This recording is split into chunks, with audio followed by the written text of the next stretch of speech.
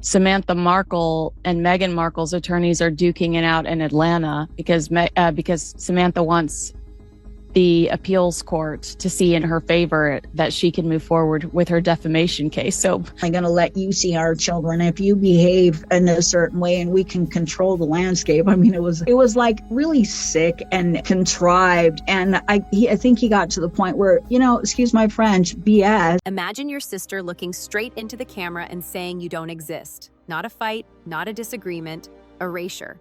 That's what Meghan Markle did to Samantha. And now Samantha is fighting back with documents, photos, sworn testimony.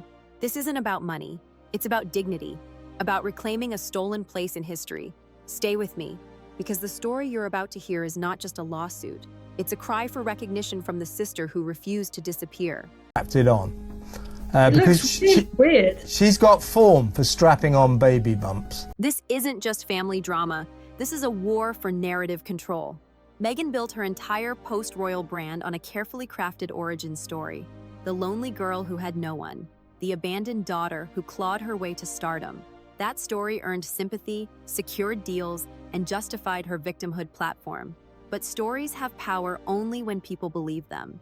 Brand, land new deals, and stay focused, and now she's stuck battling the same ghosts from her past. Bottom line, Meghan's not backing down, but she's furious this fight isn't over. So, Samantha Markle, there's the briefing from people close to your sister. She's furious. Samantha Markle threatens to destroy that foundation.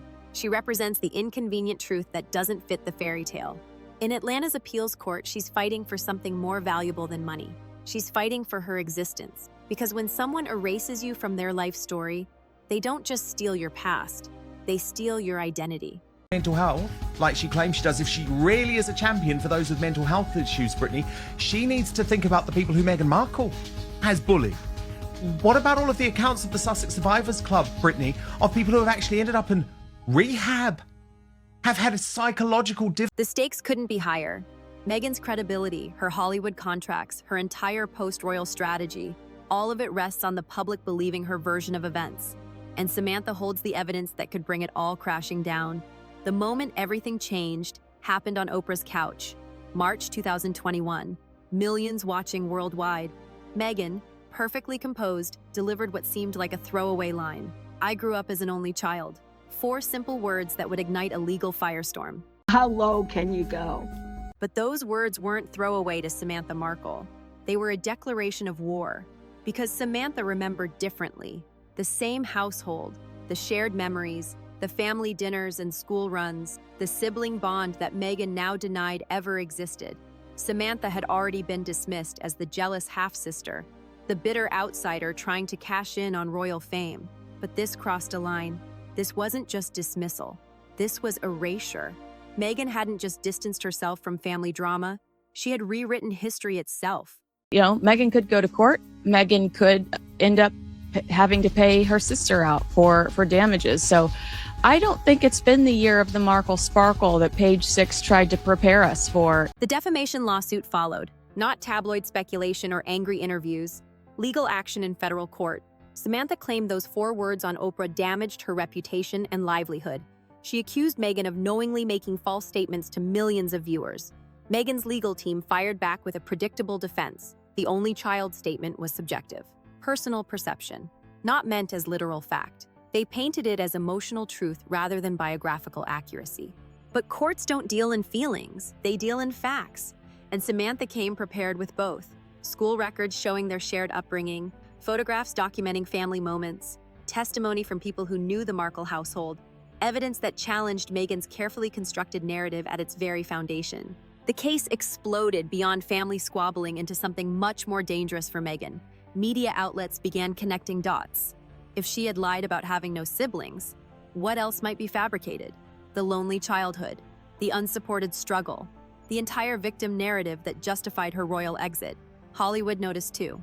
Meghan's brand depended on authenticity, the truth-telling duchess who spoke her truth to power. But if your own sister calls you a liar in federal court, authenticity becomes a liability. Producers and partners began reassessing. Nobody wants to attach themselves to someone whose credibility might implode on the evening news. The timing couldn't have been worse. Meghan was rebuilding after leaving royal life. New deals, fresh starts, the Archewell empire. Everything required trust and believability.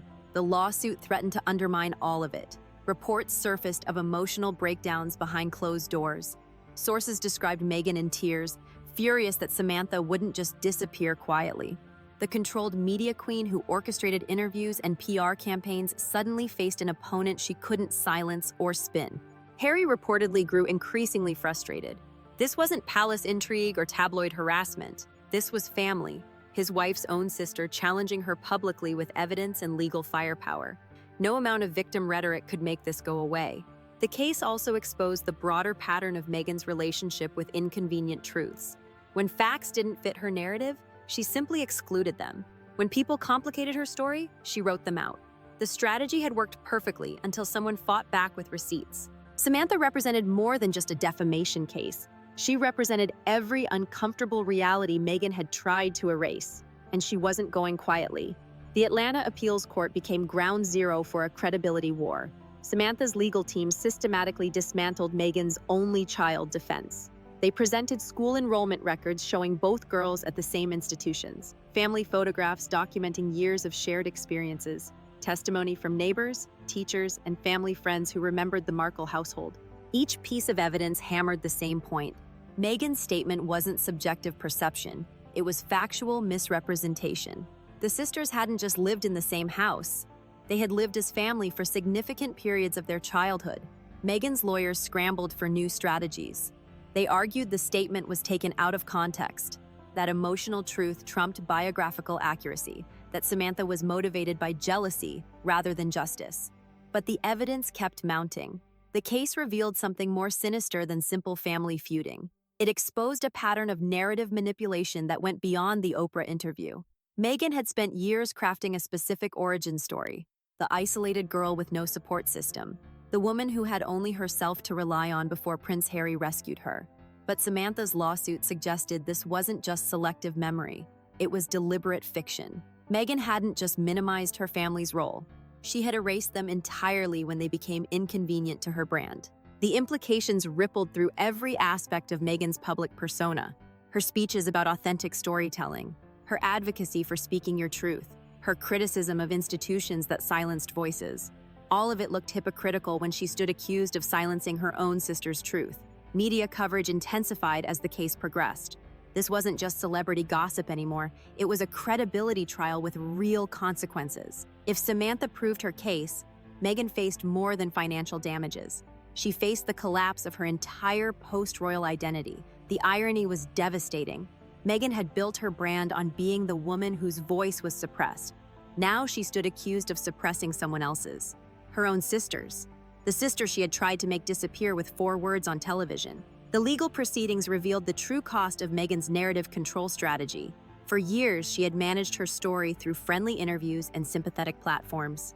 Oprah Gayle King, Ellen, controlled environments where she could craft her message without challenge. But courtrooms don't offer that luxury.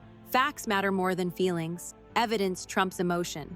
And Samantha had come prepared with both. The school records were undeniable. The photographs were documented proof.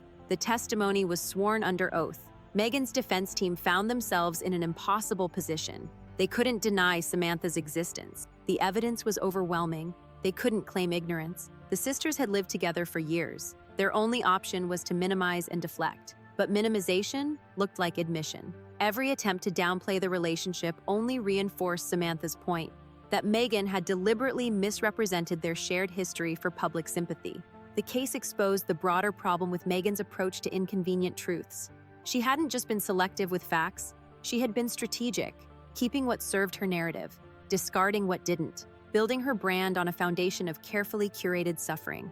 Samantha represented all the discarded pieces, the family members written out of the story, the relationships sacrificed for public image, the truths buried under layers of strategic victimhood.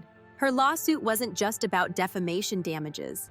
It was about reclaiming space in a story she had been erased from, about demanding recognition of experiences Meghan had denied, about proving that truth exists independently of convenience. The stakes crystallized as the case progressed. This wasn't just family drama anymore. It was a test of whether narrative control could overcome factual reality.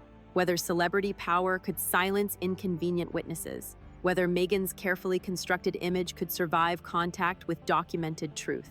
The Samantha Markle case represents a seismic shift in how celebrity narratives get challenged. For decades, famous people could control their stories through friendly media and careful PR. Inconvenient relatives stayed quiet. Uncomfortable truths remained buried. The price of silence was manageable. But Samantha changed that calculation. She proved that family members could fight back with legal firepower, that courts don't care about celebrity status or victim narratives. That evidence trumps image management every time. The implications reach far beyond Meghan's immediate crisis. Other celebrities with complicated family histories are watching nervously, because Samantha's lawsuit creates a blueprint for challenging sanitized origin stories. Hollywood's entire ecosystem of manufactured authenticity faces new scrutiny. If stars can be held legally accountable for biographical misrepresentations, how many carefully crafted backstories will survive examination? Meghan's situation becomes even more precarious when viewed through this lens. She's not just fighting one lawsuit, she's fighting the precedent it might establish. The idea that fame doesn't shield you from family truth-telling. That narrative control has legal limits. The case also exposes the fragility of brands built on personal suffering. Meghan's entire post-royal identity depends on public sympathy for her struggles. But sympathy evaporates when those struggles appear manufactured or exaggerated. Samantha's persistence has already damaged that foundation. Regardless of the legal outcome, the sister Meghan tried to erase has successfully forced herself back into the story. The lonely only child narrative lies in ruins, replaced by uncomfortable questions about what else might be fiction. The Markle sisters' war reveals a fundamental truth about power in the modern world. Narrative control isn't just about managing perception anymore. It's about managing reality itself. The ability to define truth, shape memory, and determine whose version of events gets believed. Meghan mastered this game better than most. She understood that victimhood sells, that suffering creates sympathy, that the right story told to the right audience could rewrite the past and reshape the future. But she forgot something crucial. Truth has a way of fighting back, especially when that truth has a name, a face, and access to legal representation. Samantha Markle may be just one half-sister with a grievance, but she represents something more powerful. The idea that no one's story belongs entirely to them, that family truth can't be erased by fame or silenced by celebrity. In the end, this case isn't about money or damages. It's about who gets to decide what really happened. And sometimes, the sister you tried to make disappear refuses to stay gone.